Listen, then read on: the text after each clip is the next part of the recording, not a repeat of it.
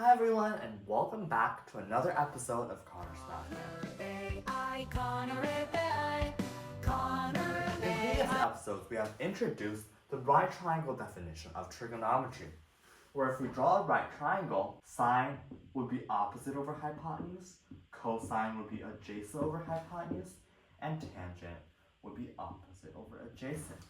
However, today we'll explore another definition of trigonometry. This is the unit circle definition. If we draw a unit circle, there is a way that we can relate coordinates to sine and cosine. How do we do that? Well, that's what I'm about to explain. First of all, what is the unit circle? Well, the unit circle is a circle on the coordinate plane that meets two criteria. The first criteria is the radius is equal to 1. The second criteria is that the circle is centered on the origin, or it is centered on 0, 0. So if we draw a circle here, this would be a unit circle because it has radius 1 and the center is 0, 0.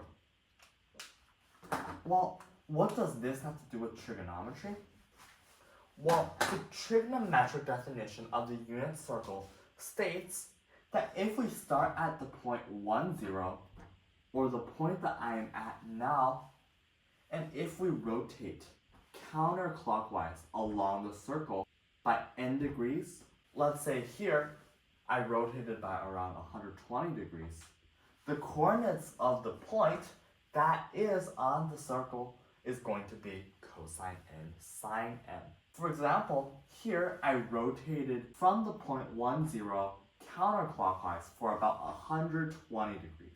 Then the coordinates of this point would be cosine 120, sine 120. Why is this true? Now, let's see an example of 60 degrees.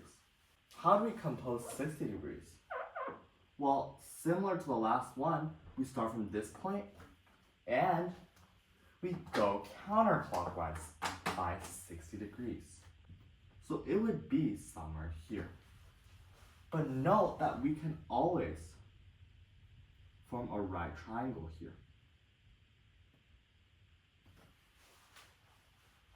If we mark this angle as theta, and note here that theta is 60 degrees because we rotated here by 60. This would be the opposite side, this would be the adjacent side, and this would be the hypotenuse. But because it's a unit circle, hypotenuse is equal to 1. What would be cosine theta? Cosine theta would be equal to adjacent over hypotenuse, which is adjacent over 1, which is simply equal to adjacent. What would be sine of theta? Sine of theta would just be opposite over hypotenuse. The hypotenuse is 1, so it's just opposite over 1, which is opposite. But what is opposite and adjacent? If we drop at altitude from this point, we can find that the x-coordinate of this is adjacent. Why? Because the x-coordinate measures this distance, where adjacent is this distance. And the y-coordinate would be the opposite, because the y-coordinate measures the distance from here to here, which is the exact distance that the opposite covers. So therefore, the coordinates at this point would be the adjacent and the opposite. But look at these two. Adjacent is the cosine, and opposite is the sine. Therefore, in any unit circle, whenever we rotate from 1, 0 by n degrees, the coordinates of that point will always be cosine of n, sine of n. Why is this important? Well, I made an example of 120 degrees.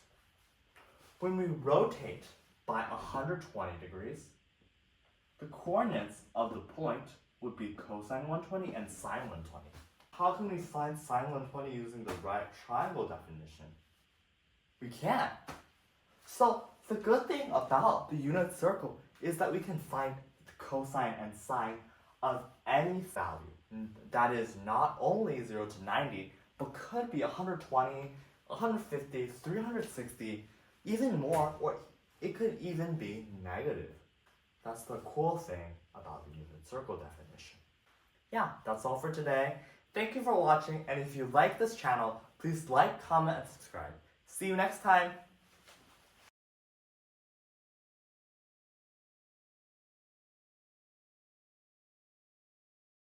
Trigonometry, I will help you.